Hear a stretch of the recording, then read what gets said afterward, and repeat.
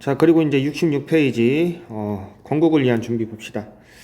자, 이제 내용을 또 읽어보면서 볼게요, 여러분들.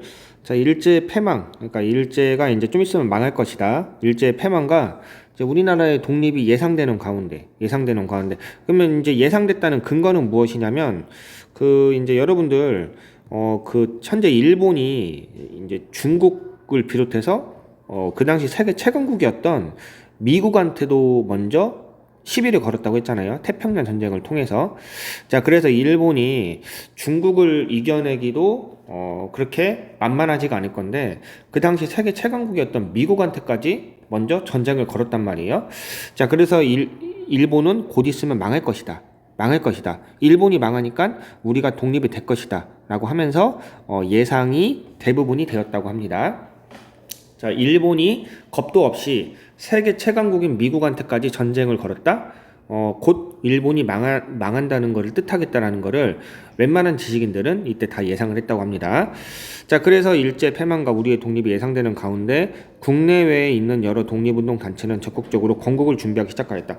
자, 그래서 일본의 패망을 예상하는 가운데 국내 우리 조선 땅에 있는 독립운동 단체들, 그리고 국외 우리나라 바깥에 있는 단체, 이러한 여러 독립운동 단체들은 일본의 패망을 예상하고 적극적으로 새로운 나라 건국을 준비하기 시작하였다.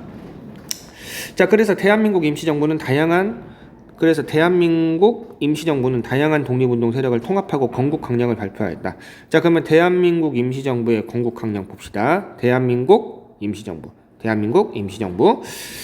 자, 대한민국 임시정부의 건국 강령은 정치, 경제, 교육의 균등을 이루고 개인과 개인, 민족과 민족, 국가와 군동 사이에 균등을 이루자는 상균주의를 바탕으로 제정이 되었다. 자, 그래서 이제 조소왕의 상균주의는 핵심이 이겁니다. 자, 그래서 이제 조소왕이라는 사람이 주장을 했고, 자, 조소왕이라는 사람이 대한민국 임시정부에서 어떠한 건국 강령으로 주장을 하면서 이게 이제 제정이 되었는데, 자, 상균주의 첫 번째, 개인과 개인 간의 평등이 이루어져야 된다. 개인과 개인 간의 어떠한 균등이 이루어져야 된다. 이제 쉽게 말하면 그런 거예요. 자, 그래서 개인이라면 누구나 선거를 할 수 있고, 누구나 학교를 다닐 수 있고, 그러니까 개인이라면 누릴 수 있는 모든 평등, 그런 거 있잖아요. 이전에 우리가 신분제 사회였잖아요, 조선은. 그래서 양반은 양반의 권리를 누리고, 뭐 일반 평민은 평민, 또 그리고 노비는 또 사람 취급을 못 받던 시대였잖아요. 자, 근데 이런 거 다 없어지고 개인이라면 누구나 평등해야 된다. 개인과 개인, 민족과 민족. 약한 민족이 강한 민족을 침탈하거나 뭐 그래서는 안 된다. 이제 뭐 그런 거고. 자, 뭐 국가와 국가 간의 균등. 뭐 이것도 마찬가지예요. 다른 국가가 다른 국가보다 힘이 세다는 이유로 침탈하거나 약탈하지 말아야 된다. 자, 그래서 개인과의 갈등, 민족과 민족과의 갈등, 국가와 국가의 갈등. 이게 바로 대한민국 임시정부에서 주장했던 삼균주의 건국 강령입니다. 자, 이제 구체적인 정책으로는 이제 보통선거제 실시, 언론 출판 집회의 자유, 국비 의무교육 다 여기 포함되어 있는 거예요. 자, 그래서 예를 들면 보통선거제 실시. 누구나 투표를 할 수 있다. 이거는 뭐 개인과 개인의 어떠한 평등, 그거를 주장하는 거겠죠. 언론 출판 집회의 자유, 이것도 개인과 개인의 갈등. 국비 의무교육, 이것도 개인과 개인의 평등에 다 포함되는 내용이에요. 자, 그래서 어쨌든 이러한 임시정부의 삼균주의, 개인과 개인, 민족과 민족, 국가와 국가. 자, 그래서 이러한 삼균주의 건국강령을 제정했던 독립운동 단체 바로 대한민국 임시정부입니다. 잘 기억합시다. 상균주의라는 건국 강령을 제정했던 단체, 독립운동 단체, 대한민국 임시정부 잘 기억합시다. 자, 그 다음에 조선독립동맹. 자, 예난에 있었던 조선독립동맹 역시 그러니까 이 만주지방 쪽에 있었죠. 만주지방. 자, 그래서 이제 예난의 조선독립동맹 역시 민주공화국 건설을 위한 강령을 발표하여 광복 이후를 대비했다. 그래서 여기 자세한 내용은 뭐 여기 나와 있네요. 뭐 보통선거에 의한 민주정부 수립 뭐 이런 거, 토지 분배 및 국유화, 무상 의무교육 뭐 이런 내용. 자, 뭐 내용은 그렇게 어려운 내용은 아닌데 이거를 좀 이렇게 구분지어서 외우려고 하면 좀 여러분들이 좀 난감하긴 하겠네요. 특히나 이 두 가지가 좀 비슷한데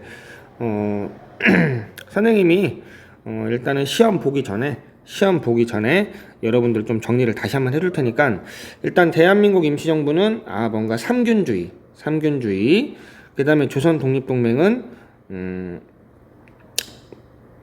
어떠한 뭐 민주정부의 수립, 그 다음에 기업의 국유화, 무상 의무교육 뭐 이런 걸 주장했다는 거 그냥 간단하게 살펴보고 선생님이 나중에 다시 한번 정리해 줄 테니까 일단 대한민국 임시정부는 삼균주의 일단 이 정도로 기억하고 이거 그냥 가볍게 한번 읽어보고요 이렇게. 예. 자, 그리고 이제 조선 건국동맹 한편 국내에서는 여운형 등의 민족 지도자들이 좌우익 세력을 망라하여 조선 건국동맹을 조직하였다. 자, 이제 사실은 이거를 좀 주목해서 봐야 돼요. 대한민국 임시정부의 건국강령은 삼균주의 이거를 좀 눈여겨봐야 되고 사실 뭐 조선 독립동맹은 일단은 나중에 정리해주겠지만 뭐 그렇게까지 눈여겨볼 필요는 없을 것 같고요. 이 조선 건국동맹이 중요하거든요. 국내에 있었다고 했잖아요. 여기 국내에 있었죠. 자, 국내에서 여운형 등의 민족 지도자들이 좌우익 세력을 망라하여 조선 건국동맹을 조직하였다. 좌익과 우익 세력, 좌익과 우익, 좌파와 우파 모두를 포함한 세력인 조선 건국동맹을 조직하였고 말 그대로 조선이 새롭게 건국하기 위한 동맹, 좌익과 우익 이념을 넘어서 동맹을 맺자. 조선이란 나라가 새롭게 건국하기 위해서. 자, 일제 타도를 외쳤고 조선 민족의 자유와 독립을 회복하여 민주주의 국가를 건설하겠다는 강령을 마련하였다. 자, 그래서 그 강령 봅시다. 일제 타도, 민주주의 국가의 건설, 노동자, 농민의 해방. 자, 그래서 일본을 타도한 이후에 민주주의 국가를 건설하고 이러한 민주주의 국가에서 노동자와 농민을 해방시키겠다. 어떠한 불평등으로부터 해방시키겠다. 그게 바로 조선 건국동맹의 강령이죠. 자, 그래서 조선 건국동맹 핵심은 국내에 있었던 단체구나. 국내에서 일본이 패망할 것을 미리 예측을 하고 새로운 나라를 건국하기 위한 만든 어떠한 단체가 조선 건국동맹이구나. 그리고 조선 건국동맹은 강령이 일본을 타도한 이후에 민주주의 국가를 건설하고 그리고 그러한 민주주의 국가 건설 내에서 노동자 농민을 해방시키겠다고 했구나. 자, 이 정도 내용을 우리가 좀 알도록 합시다. 자, 그 다음 일제는 여기 한번 봅시다. 민족 말살 정책을 추진하면서 1930년대죠. 추진하면서 일본과 조선인이 갖다는 내선일체를 내세웠다. 여기 내선일체 있죠, 여러분들. 내선일체. 내는 안내자. 일본을 말하는 거죠. 그리고 선은 조선을 말하는 거고요. 그래서 일본과 조선은 하나의 몸이다. 내선일체. 자, 그 다음에 이것으로 동원된 여성들은 전쟁이 끝난 이후에도 불행한 삶을 살아야 했다. 자, 일본군 위안부로 동원된 여성들 여기 나와 있죠.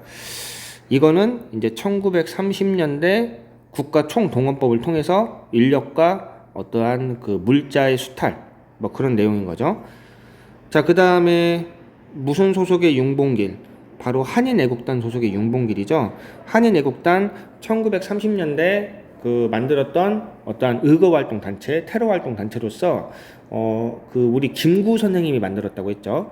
대한민국 임시정부가 너무나 임시정부가 존재감이 없으니까 그 임시정부의 존재감을 조금 더 드높이기 위해서 뭔가 반짝이는 활동을 해야겠다. 자, 그래가지고 이러한 의거활동, 테러활동 단체를 만들어서 뭐 윤봉길, 이봉창 의사 등이 상당히 많은 활약을 했고요. 그리고 윤봉길 의사의 이러한 의거는 중국 국민당의 수장. 이 당시는 국민당이 중국의 짱이었거든요. 지금은 공산당이 중국을 먹고 있지만, 자, 어쨌든 이 당시 어쨌든 중국의 짱이었던 장제스가 이것에 감동을 받아서 중국에서 대한민국 임시정부를 지원해주는 계기가 되었다고 하고요.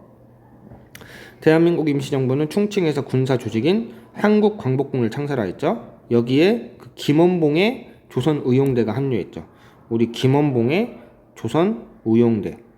그리고 이 조선의용대가 일부가 합류했다고 했잖아요. 이 한국광복군에 합류하는 거를 대부분 반기지 않았나 봐요.